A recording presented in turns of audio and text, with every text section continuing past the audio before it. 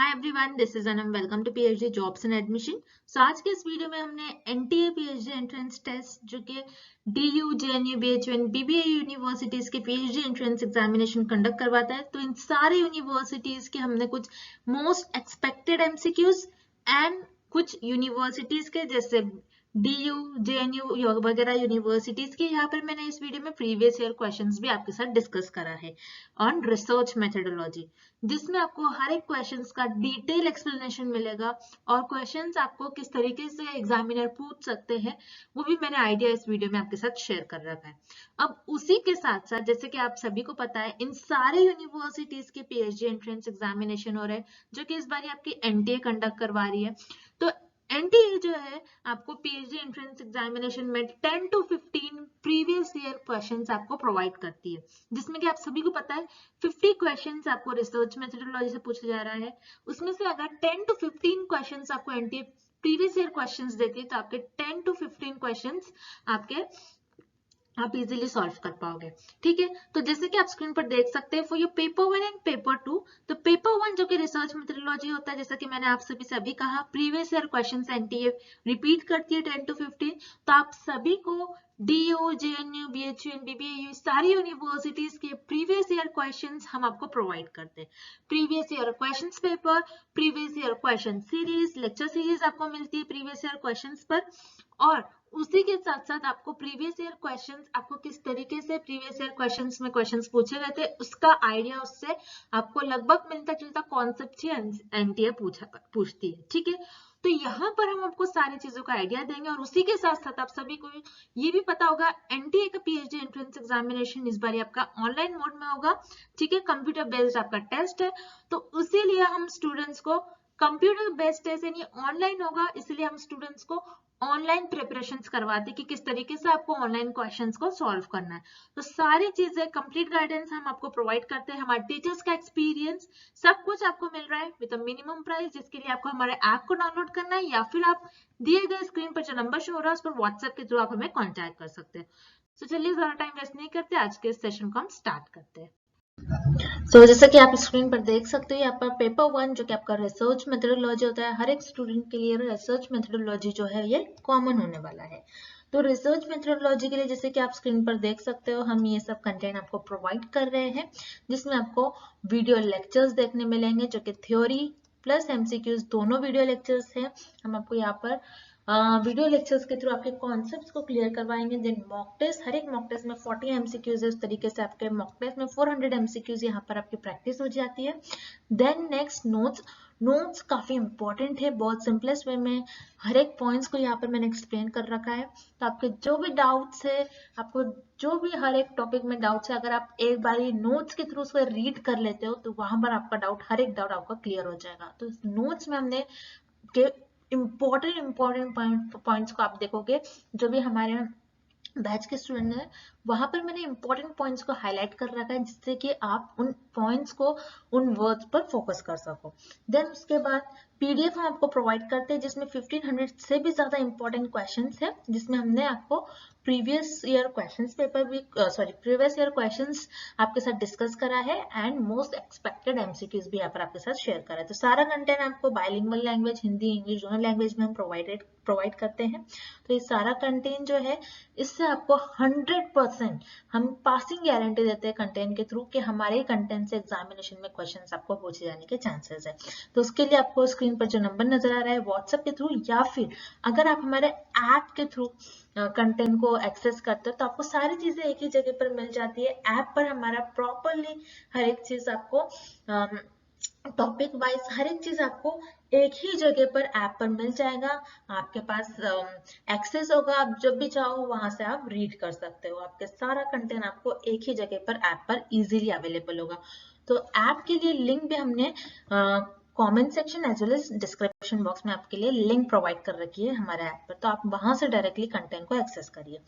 जैसे कि आप स्क्रीन पर देख सकते हो, पेपर 2 का भी हम आपको स्टडी मटेरियल प्रोवाइड करते हैं, जिसमें आपको full syllabus notes, MCQs plus previous year questions भी देखने मिलेंगे। इन सारे सब्जेक्ट्स पर हम आपको स्टडी मटेरियल प्रोवाइड कर रहे हैं।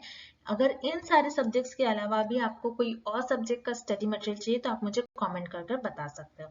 उस पेपर 2 के लिए भी आपको दिए गए स्क्रीन पर जो नंबर नजर आ रहा है, इस पर व्हाट्सएप के थ्रू आपको हमें कॉन्टैक्ट करना है। So that's it. हम आज के सेशन को हम स्टार्ट करते हैं। The amount of non-response might be maximum in case of. इस क्वेश्चन में हमें पूछ रहा है ऐसा कौन सा डेटा कलेक्शन टूल है जिसमें जो रिस्पोंडेंट है, मतलब जो रिसर्चर के क्वेश्चंस को आंसर कर रहे हैं, रिस्पॉन्स कर रहे हैं, उनका रिस्पॉन्स मैक्सिमम नहीं होगा। नॉन रिस्पॉन्स लिखा है यहाँ पर।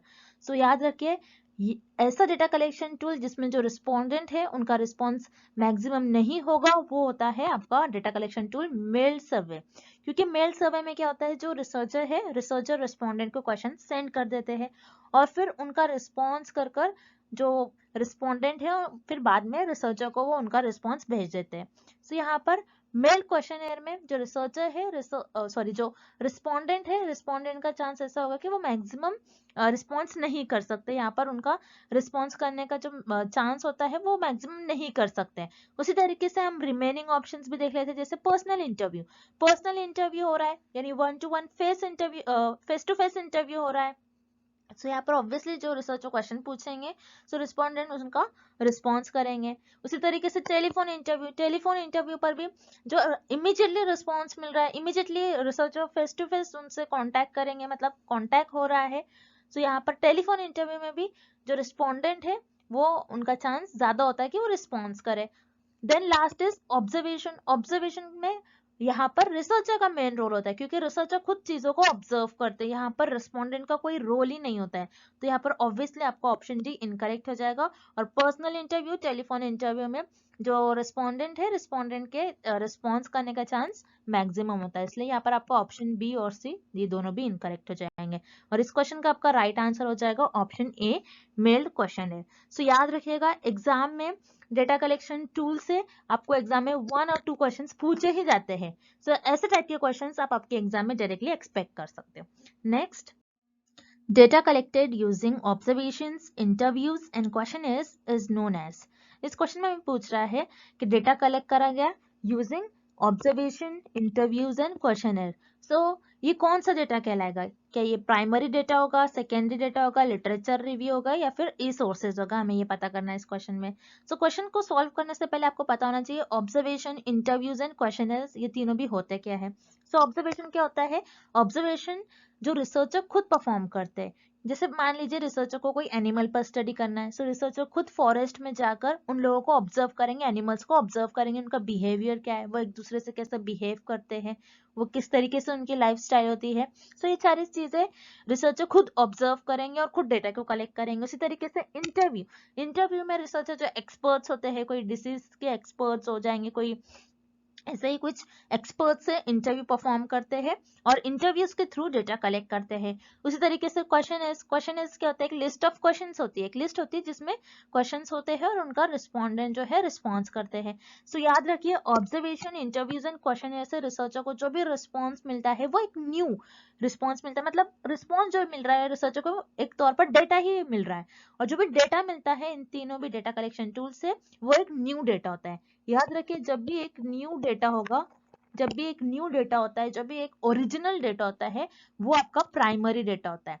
सो प्राइमरी डेटा वो डेटा होता है जो न्यू डेटा हो, जो ओरिजिनल डेटा हो और जो रिसर्चर खुद कलेक्ट करते हो डिफरेंट टूल्स यूज करके, उसे हम कहते हैं प्राइमरी डेटा। सो इस क्वेश्चन का आपका राइट आंसर हो जाएगा ऑप्शन ए, प्राइमरी डेटा। अब जो रिमेनिंग ऑप्शंस हैं उन्हें भी हम देख लेते हैं। जैसे लिटरेचर रिव्यू क्या होता है? जिसमें एक सिस्टमैटिक वे में, एक ऑर्गेनाइज्ड वे में बताया जाता है कि कौन कौन से रिसर्चर ने पुराने टॉपिक्स पर रिसर्च की है, कितने कितने रिसर्च हुए हैं उन पर्टिकुलर टॉपिक्स पर। सो यहाँ पर लिटरेचर रिव्यू से आपको आइडिया लग जाता है कि किन टॉपिक्स पर रिसर्च हुई है और किन पर रिसर्च नहीं हुई है। सो लिटरेचर रिव्यू में आपको जो भी डेटा मिलेगा ये ऑलरेडी अवेलेबल होता है, तो ये सेकेंडरी सोर्स हो जाएगा, आपका सेकेंडरी डेटा हो जाएगा, ना कि प्राइमरी। सो यहाँ पर आपका ऑप्शन भी इनकरेक्ट हो जाएगा। उसी तरीके से ई सोर्सेज जैसे इंटरनेट पर जो डेटा अवेलेबल होता है ये भी सेकेंडरी होता है। सो यहाँ पर आपका ऑप्शन सी इनकरेक्ट हो जाएगा and option D secondary data. Obviously secondary data नहीं होगा। सेकेंडरी डेटा वो डेटा होता है जो ऑलरेडी अवेलेबल होता है, जो पुराने रिसर्चर ने ऑलरेडी रिसर्च की होती है। सो यहाँ पर आपका ऑप्शन डी भी इनकरेक्ट हो जाएगा और आपका इस क्वेश्चन का राइट आंसर हो जाएगा ऑप्शन ए प्राइमरी डेटा।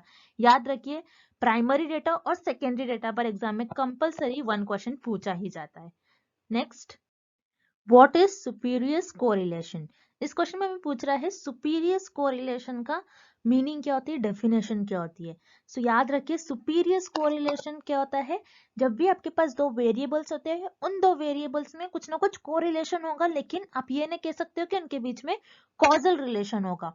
मतलब दो वेरिएबल होंगे, एक वेरिएबल ए एंड एक वेरिएबल बी, इनके बीच में कुछ ना कुछ रिलेशन तो होगा लेकिन इनके बीच में कॉज एंड इफेक्ट रिलेशनशिप नहीं होगा।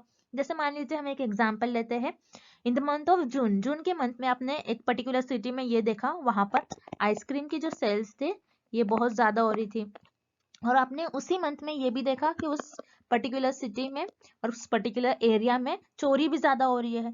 सो यहाँ पर आप कह सकते हो कि आइसक्रीम की ज्यादा सेल हो रही है एंड चोरी भी ज्यादा हो रही है। सो यहाँ पर जो आप दोनों भी वेरिएबल देख रहे हैं, आपको ऐसा देखने से लग रहा है कि दोनों भी वेरिएबल में कुछ ना कुछ रिलेशन है, क्योंकि एक वेरिएबल बढ़ रहा है तो दूसरा वेरिएबल भी बढ़ ही रहा है। लेकिन आप ये नहीं कह सकते हो कि आइसक्रीम की वजह से उस पर्टिकुलर सिटी में उस पर्टिकुलर एरिया में चोरी ज्यादा हो रही है। लेकिन आप ये कह सकते हो कि आइसक्रीम की सेल ज्यादा हो रही है एंड यहाँ पर चोरी भी ज्यादा हो रही है, तो इनके बीच में कुछ ना कुछ हमें ऐसा लग रहा है, आइडिया लगेगा, क्योंकि ये दोनों भी जो वेरिएबल्स है सेम डायरेक्शन में मूव कर रहे हैं। लेकिन यहाँ पर कॉज एंड इफेक्ट रिलेशनशिप नहीं है, आइसक्रीम के ज्यादा सेल्स होने की वजह से चोरी ज्यादा नहीं हो रही है। तो इसे हम कहते हैं सुपीरियस कोरिलेशन। तो सुपीरियस कोरिलेशन क्या होता है कि वेरिएबल्स के बीच में कुछ ना कुछ रिलेशन होगा लेकिन कॉजल इफेक्ट रिलेशनशिप नहीं होगा, मतलब कॉजल रिलेशन नहीं होगा। तो आपका इस क्वेश्चन का जो राइट ऑप्शन हो जाएगा वो हो जाएगा option C, correlation between two variables having no causal relation. Next, the research approach which entails using more than one method or source of data in the study of social phenomena is known as। So इस question में हमें एक definition दी गई है, हमें ये बताना है कि डेफिनेशन किस ऑप्शन की डेफिनेशन होगी। अब इस डेफिनेशन में हमें ये पूछ रहा है कि एक रिसर्च है, उस रिसर्च में हम एक से ज्यादा मेथड यूज कर रहे हैं और उस पर्टिकुलर स्टडी को परफॉर्म कर रहे हैं। सो याद रखिए जब भी रिसर्च में आप एक से ज्यादा मेथड्स यूज करके उस पर्टिकुलर स्टडी को परफॉर्म कर रहे हो, उस पर्टिकुलर फेनोमेना पर स्टडी कर रहे हो, तो उसे हम कहते हैं ट्रायंगुलेशन। अब ट्रायंगुलेशन क्या होता है, तो आपको इस डायग्राम के थ्रू समझना होगा। जैसे मान लीजिए मैंने फर्स्ट मेथड यूज करा और मेरे कुछ रिजल्ट आ रहे हैं XYZ, और अब मैंने फिर से क्या करा, मैंने ये देखा कि मेरे जो रिजल्ट आ रहे हैं ये सही आ रहे हैं या फिर नहीं, रिजल्ट मेरे वैलिड हो रहे हैं या फिर नहीं, ये देखने के लिए मैंने एक दूसरा मेथड यूज करा। अब मैं क्या करूंगी, दूसरा मेथड परफॉर्म कर कर भी देखूंगी कि मेरा जो रिजल्ट आ रहा था पहले XYZ, जो भी मेरा रिजल्ट आ रहा है वो मेरा XYZ ही रिजल्ट आ रहा है या फिर कुछ और आ रहा है। अब मैंने दूसरा मेथड परफॉर्म किया और मेरा दूसरे मेथड से भी XYZ ये रिजल्ट आ रहा है। तो मैं ये कह सकती हूँ कि मैंने डिफरेंट मेथड्स परफॉर्म कर कर ये देखा कि मेरे जो रिजल्ट आ रहे हैं वो हर मेथड से सेम ही रिजल्ट आ रहे हैं। सो मैं इससे पता कर सकती हूँ, मैं इससे बता सकती हूँ कि जो मेरी स्टडी है वो वैलिड है, वो सही है। सो इसे हम कहते हैं ट्रायंगुलेशन मेथड। याद रखिएगा बहुत इंपॉर्टेंट है, एग्जाम में इस टॉपिक से कई बार आपको क्वेश्चंस पूछे गए थे। ये क्वेश्चन आप 2 to 3 टाइम्स एग्जाम में आपको प्रीवियस ईयर में भी पूछे गए थे, तो आपको याद रखना है। इस क्वेश्चन का आपका राइट आंसर हो जाएगा ट्रायंगुलेशन। उसी तरीके से हम रिमेनिंग ऑप्शंस भी देख लेते हैं।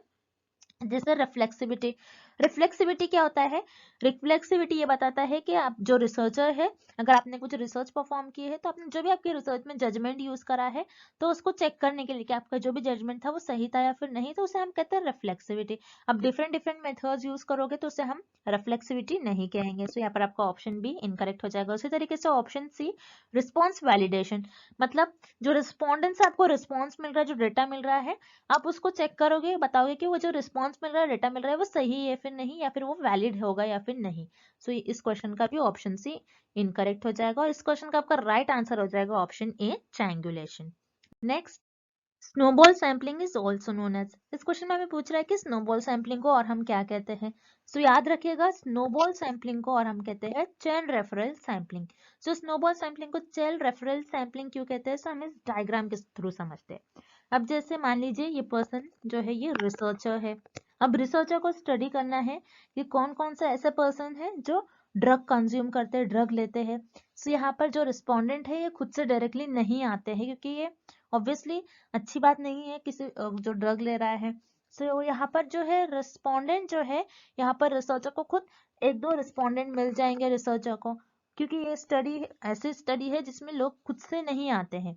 सो यहाँ पर रिसर्चर देख रहे हैं कि कौन कौन ऐसे लोग हैं जो ड्रग कंज्यूम करते हैं, उन पर उनको स्टडी करना है कि ड्रग कंज्यूम करने से ह्यूमन बॉडी पर कैसा अफेक्ट होता है। सो रिसर्चर को एक दो लोग मिल गए। अब रिसर्चर इन लोगों से क्या कहेंगे कि और तुम ऐसे लोगों को ढूंढ कर लाओ और ऐसे लोगों को चुनो जो ड्रग लेते हैं। सो ये क्या करेंगे, और 3 लोगों को ढूंढ कर लाएंगे, और ये पर्सन भी और दो तीन लोगों को ढूंढ कर लाएंगे। फिर ये इनसे और कहेंगे कि तुम और पर्सन को चुन कर लाओ जो तुम्हें पता है कि ऐसे लोग जो ड्रग कंज्यूम करते हैं। तो ये और एक दो तीन लोगों को चुनेगा, फिर ये पर्सन भी और इसी तरीके से, फिर ये पर्सन भी और इसी तरीके से लोगों को लाएगा इस सैंपल के लिए। तो जैसा कि आप देख रहे हो यहाँ पर रिसर्चर है, रिसर्चर ने कुछ एक दो लोगों को चुन लिया, फिर इन लोगों ने कुछ और लोगों को चुन लिया, मतलब और लोगों को बताया, फिर इन लोगों ने और कई लोगों को बताया। जैसे आप देख रहे हो स्नोबॉल सैंपलिंग में एक चेन बन रही है, 1 से 2 लोग हो रहे हैं, 2 से 3, 3 से और ज्यादा लोग बढ़ते जा रहे हैं। तो यहाँ पर एक चेन परफॉर्म हो रही है। तो याद रखिएगा स्नोबॉल सैंपलिंग को और हम कहते हैं चेन रेफरल सैंपलिंग। तो इस क्वेश्चन का आपका ऑप्शन सी राइट हो जाएगा। अब जो रिमेनिंग ऑप्शन है उन्हें भी हम देख लेते हैं। सर्वे, सर्वे तो नहीं होगा क्योंकि सर्वे क्या होता है जिससे रिसर्चर डेटा कलेक्ट करते हैं। सर्वे एक डेटा कलेक्शन टूल है, यहाँ पर आपका ऑप्शन है इनकरेक्ट हो जाएगा। उसी तरीके से option B judgmental sampling, judgmental sampling भी नहीं होगा क्योंकि यहाँ पर रिसर्चर अपने जजमेंट नहीं लगा रहे हैं। यहाँ पर आपका ऑप्शन बी इनकरेक्ट हो जाएगा। उसी तरीके से ऑप्शन डी कन्वीनियंस सैंपलिंग। याद रखिए कन्वीनियंस सैंपलिंग जो है इस पर भी कई क्वेश्चन आते हैं। Convenience sampling is also known as, ऐसे क्वेश्चन आ सकते हैं एग्जाम में। याद रखिए कन्वीनियंस सैंपलिंग को एक्सीडेंटल सैंपलिंग भी कहते हैं। यहाँ पर ऑप्शन डी भी इनकरेक्ट हो जाएगा क्योंकि यहाँ पर रिसर्चर अपनी कन्वीनियंस के हिसाब से पॉपुलेशन में से मेंबर्स को नहीं चुन रहे हैं। लेकिन स्नोबॉल सैंपलिंग एक ऐसी सैंपलिंग होती है जिसे हम कहते हैं चेन रेफरल, क्योंकि यहाँ पर एक चेन की तरह रिसर्चर जो है और रिस्पोंडेंट जो है और रिस्पोंडेंट को ढूंढ कर लाते हैं। यहाँ पर आपका ऑप्शन सी इस क्वेश्चन का राइट आंसर हो जाएगा। Next, the mid point in distribution of values is known as. इस क्वेश्चन में पूछ रहा है आपका जो डिस्ट्रीब्यूशन है, इस डिस्ट्रीब्यूशन के जो मिड पॉइंट होता है, मिड पॉइंट वैल्यूज को हम क्या कहते हैं, क्या मीन, मीडियन, मोड या फिर स्टैंडर्ड डिविएशन कहते हैं, ये हमें पता करना है। तो हम इस क्वेश्चन को सॉल्व करने के लिए इस डायग्राम का हेल्प लेंगे। जैसे कि आप देख रहे हो इस डायग्राम में मीडियन आप देख सकते हैं, मीडियन। जैसे आप देखोगे ये जो डायग्राम है, अगर इस डायग्राम को आप हाफ पार्ट में अगर कट करते हो इस डायग्राम को, तो आपको मिड पॉइंट मतलब मिडिल पॉइंट, सेंटर पॉइंट जो आपको डिस्ट्रीब्यूशन का दिखेगा इस डायग्राम का, जो आपको सेंटर पार्ट, मिडिल पार्ट दिखेगा वो हो जाएगा आपका मीडियन। मीडियन क्या होता है, आपका जो डिस्ट्रीब्यूशन है, डिस्ट्रीब्यूशन में जो आपकी मिडिल वैल्यू, सेंटर वैल्यू होती है उससे हम कहते हैं मीडियन। याद रखिएगा मीडियन को कैलकुलेट करने का भी कुछ फॉर्मूला होता है। मैंने इसके पहले कई लेक्चर्स में आपको बताया मीडियन को किस तरीके से कैलकुलेट करना है। इस पर भी एग्जाम में कई बार क्वेश्चन पूछे जाते हैं। Mean, median and mode calculate करने पर भी एग्जाम में कंपलसरी आपको क्वेश्चन पूछा जाएगा और इस टाइप का भी एग्जाम में क्वेश्चन पूछा जाता है। इस क्वेश्चन का आपका राइट आंसर हो जाएगा ऑप्शन बी, मीडियन। अब जो रिमेनिंग ऑप्शंस हैं उन्हें भी हम एक बार देख लेते हैं। मीन क्या होता है, आपके डेटा की एवरेज वैल्यू। अब जैसे कि अगर आप फॉर एग्जांपल किसी एक पर्टिकुलर सिटी का आप इनकम मेजर करें तो आप ये देखोगे कि ज्यादातर लोगों की इनकम क्या है। पर्टिकुलर मैंने कोई सिटी में मैंने रिसर्च किया और मैंने ये देखा कि इस पर्टिकुलर सिटी में ज्यादातर लोगों की इनकम 90,000 है। आप कहोगे कि एवरेज वैल्यू इस डेटा की आ जाएगी उस केस में 90,000, ज्यादातर, उसे कहते हैं हम मीन। देन उसी तरीके से मोड क्या होता है, आपके डेटा में जो ऐसी वैल्यू जो मैक्सिमम बार रिपीट हो रही है उसे हम कहते हैं mode. And last is standard deviation. Standard deviation क्या होता है, जो आपका डेटा इस तरीके से स्प्रेड आउट है, इस स्प्रेड आउट को, इस डिस्ट्रीब्यूशन को आप कहते हैं स्टैंडर्ड डिविएशन। कि आपका डेटा किस तरीके से डिस्ट्रीब्यूटेड है उसे हम कहते हैं स्टैंडर्ड डिविएशन। किस तरीके से डिस्पर्ज है, किस तरीके से फैला हुआ है उसे हम कहते हैं स्टैंडर्ड डिविएशन। और आपके जो डिस्ट्रीब्यूशन है, डिस्ट्रीब्यूशन का जो मिड पॉइंट है, मिडिल वैल्यू है, सेंटर वैल्यू, उसे हम कहते हैं मीडियन। इस क्वेश्चन का ऑप्शन भी राइट आंसर हो जाएगा। Next, Which of the following is or are the methods of survey? इस क्वेश्चन में हमें पूछ रहा है दिए गए ऑप्शंस में से कौन सा एक ऐसा ऑप्शन है और कौन सा ऑप्शन ऐसे है जो सर्वे के मेथड्स है। अब सर्वे क्या होता है, सर्वे मतलब आप आपके रिसर्च में सर्वे कंडक्ट करवा के, यानी डिफरेंट डिफरेंट मेथड्स के थ्रू डेटा कलेक्ट करते हैं, उसे हम कहते हैं सर्वे। जैसे मेल हो गया, क्वेश्चनर्स, ऑब्जर्वेशंस, सो ये इन सारे मेथड्स के थ्रू आप आपके रिसर्च में डेटा कलेक्ट करते हो। अब जैसे कि इस क्वेश्चन में हमें कुछ ऑप्शंस दिए गए हैं, जैसे मेल, टेलीफोन, हाउस होल्ड।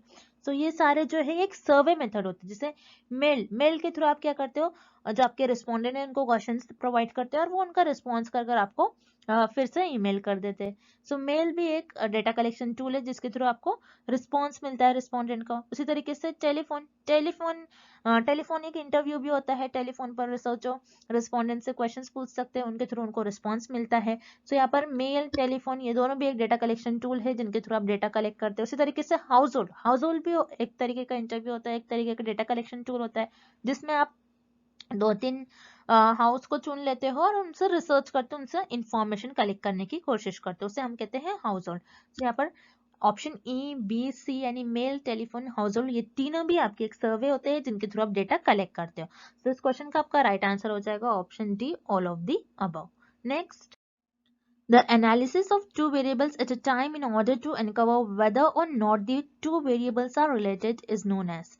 इस क्वेश्चन में हमें ये फाइंड आउट करना है कि ऐसा कौन सा ऑप्शन है जिसमें हम कोई दो वेरिएबल को एनालाइज करते हैं और ये पता लगाते हैं कि उन दो वेरिएबल्स में कैसा रिलेशन है, एक दूसरे से कैसे रिलेटेड है। बेसिकली हम ये कौन सी ऑप्शन में ये पता लगाते हैं। बेसिकली हमें इस क्वेश्चन में एक डेफिनेशन दी गई है। सो हम देखेंगे कि ये डेफिनेशन किस ऑप्शन की डेफिनेशन होगी। सो याद रखिए, जब भी दो वेरिएबल्स की बात होती है और वो कैसे एक दूसरे से रिलेटेड है ये देखना होता है, तो हम कोरिलेशनल रिसर्च में देखते हैं। जैसे मान लीजिए फॉर एग्जांपल कोरिलेशनल रिसर्च में हम देखते हैं दो वेरिएबल्स एक दूसरे से कैसे रिलेटेड है। अगर मैं आपको ये एग्जांपल दूं, जैसे मान लीजिए कोई पर्सन है वो स्मोकिंग कर रहा है, स्मोकिंग करने से लंग पर कैसा अफेक्ट हो रहा है, ये दोनों वेरिएबल एक दूसरे से कैसे रिलेटेड है। क्या ज्यादा स्मोकिंग करने से आपका जो लंग है वो ज्यादा अफेक्ट हो जाएगा? यस, मतलब ये एक दूसरे से ये वेरिएबल्स रिलेटेड है और इसमें पॉजिटिव कोरिलेशन है, बिकॉज अगर आप ज्यादा स्मोकिंग करोगे तो आपका जो लंग है ये ज्यादा अफेक्ट हो जाएगा, मतलब ये दोनों भी सेम डायरेक्शन में मूव कर रहे हैं। सो कोरिलेशनल रिसर्च एक ऐसे रिसर्च होती है जिसमें आप दो वेरिएबल्स को एनालाइज करते हो एट अ टाइम और ये बताते हो कि इन दो वेरिएबल्स में कैसा रिलेशन है, कैसे एक दूसरे से रिलेटेड है। सो इस क्वेश्चन का आपका राइट आंसर हो जाएगा ऑप्शन डी, कोरिलेशन। अब जो रिमेनिंग ऑप्शन है उन्हें भी हमने एक बार देख लेते हैं। Option A, chi square test. Chi square test क्या होता है? एक स्टैटिस्टिकल टेस्ट होता है जिसमें हम ये मेजर करते हैं कि दो से ज्यादा सैंपल्स के मीन को हम कंपेयर करने के लिए हम काई स्क्वायर टेस्ट का यूज करते हैं। याद रखिएगा, काई स्क्वायर टेस्ट एक स्टैटिस्टिकल टेस्ट होता है जिसमें हम दो से ज्यादा सैंपल के मीन को कंपेयर करने के लिए यूज करते हैं। सो यहाँ पर हमें सिर्फ दो ही वेरिएबल दिया है, तो ऑब्वियसली यहाँ पर आपका ऑप्शन ए इनकरेक्ट हो जाएगा। उसी तरीके से ऑप्शन बी, यूनिवेरिएट। यूनी का मतलब होता है सिर्फ एक, मतलब एक वेरिएबल को आप एनालाइज कर रहे हो, एक वेरिएबल को एनालाइज कर रहे हो। सो यहाँ पर हमें दो वेरिएबल दिया है, ऑप्शन में एक नहीं दिया है, तो ऑब्वियसली यहाँ पर आपका ऑप्शन बी इनकरेक्ट हो जाएगा। उसी तरीके से ऑप्शन सी, मल्टीवेरिएट। मल्टीवेरिएट मतलब दो से ज्यादा, उसे हम कहते हैं मल्टी। अब मल्टीवेरिएट दो से ज्यादा वेरिएबल्स पर आप स्टडी करते हो। जैसे मान लीजिए मैं यहाँ पर स्टडी कर रही हूँ हेल्थ पर, ह्यूमन बॉडी और कोई डिसीज पर, तो यहाँ पर मेरे तीन वेरिएबल हो जाएंगे, मैं तीन वेरिएबल पर एट अ टाइम स्टडी कर रही हूँ। सो ये मल्टीवेरिएट एनालिसिस होगा। सो इस क्वेश्चन का ऑप्शन सी भी इनकरेक्ट हो जाएगा। सो इस क्वेश्चन का आपका राइट आंसर हो जाएगा ऑप्शन डी, कोरिलेशनल रिसर्च। सो याद रखिएगा, काई स्क्वायर टेस्ट पर भी क्वेश्चन बहुत बार पूछा गया आपके एग्जाम में, तो काई स्क्वायर टेस्ट पर क्वेश्चन आने के ज्यादातर चांसेस है और कोरिलेशनल रिसर्च पर एक दो क्वेश्चन कंपलसरी आपको एग्जाम में देखने मिलेगा। Next, the quickest method to collect primary data is. इस क्वेश्चन में हमें पूछ रहा है प्राइमरी डेटा को कलेक्ट करने के लिए सबसे फास्टेस्ट मेथड कौन सा होगा, मतलब प्राइमरी डेटा को कलेक्ट करने के लिए सबसे ज्यादा जल्दी आप कौन से मेथड से डेटा कलेक्ट कर सकते हो। सो याद रखिए, प्राइमरी डेटा को अगर आप कलेक्ट कर रहे हो तो सबसे जल्दी अगर आपको जो डेटा मिल जाएगा, जिस मेथड से आपको सबसे फास्टेस्ट मेथड से आपको डेटा मिल जाएगा, वो हो जाएगा आपका टेलीफोनिक इंटरव्यू, टेलीफोन इंटरव्यू। सो टेलीफोन इंटरव्यू से रिसर्चर क्या कर सकते हैं, रिसर्चर जो भी एरिया में है, जिस भी एरिया में होंगे, जिस भी सिटी में होंगे, जिस भी कंट्री में होंगे, वो डायरेक्टली जो रिस्पोंडेंट है उनको कॉल कर रिस्पॉन्स लेंगे। उसी तरीके से जो रिमेनिंग ऑप्शन है, जैसे पर्सनल इंटरव्यू में रिसर्चर को पहले इन्विटेशन भेजना होता है एक्सपर्ट्स को, फिर वो इन्विटेशन एक्सेप्ट करते हैं, फिर वो इंटरव्यू के लिए आते हैं। सो यहाँ पर पर्सनल इंटरव्यू में पहले वो इन्विटेशन देंगे, फिर वो आएंगे, तो यहाँ पर टाइम जो है ज्यादा वेस्ट हो जाएगा, ये फास्टेस्ट मेथड नहीं होगा। सो यहाँ पर आपको ऑप्शन ए इनकरेक्ट हो जाएगा। उसी तरीके से ऑप्शन बी, मेल्ड क्वेश्चनर।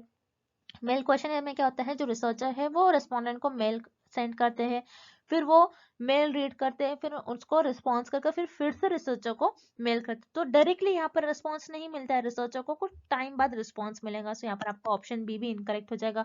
उसी तरीके से ऑब्जर्वेशन है, सो यहाँ पर रिसर्चर खुद ऑब्जर्वेशन परफॉर्म करते हैं। जैसे मान लीजिए रिसर्चर को कोई फॉरेस्ट में एनिमल्स पर स्टडी करना है अगेन, तो रिसर्चर क्या करेंगे, उस फॉरेस्ट में जाएंगे। सो रिसर्चर के ट्रैवलिंग होगा, रिसर्चर को जाना पड़ेगा, फिर डेटा कलेक्ट करना पड़ेगा। सो यहाँ पर ऑब्जर्वेशन से भी रिसर्चर फास्टेस्ट मेथड नहीं होता है डेटा कलेक्ट करने का, क्योंकि रिसर्चर को एक जगह से दूसरी जगह मूव करना होता है। लेकिन टेलीफोन इंटरव्यू एक ऐसा डेटा कलेक्शन मेथड, एक प्राइमरी डेटा कलेक्शन मेथड है जिसमें रिसर्चर को इजीली डेटा मिल जाता है और सबसे फास्टेस्ट मेथड होता है डेटा कलेक्ट करने के लिए। सो इस क्वेश्चन का आपका राइट आंसर हो जाएगा option C, telephone interview. Next, research is a systematic, formal, rigorous, and precise process employed to gain solutions to a problem or to discover and interpret new facts and relationships. So इस question में basically हमें एक definition दी गई है, हमें पता करना है ये डेफिनेशन कौन से साइंटिस्ट की डेफिनेशन, किस रिसर्चर ने डेफिनेशन दी थी रिसर्च के लिए।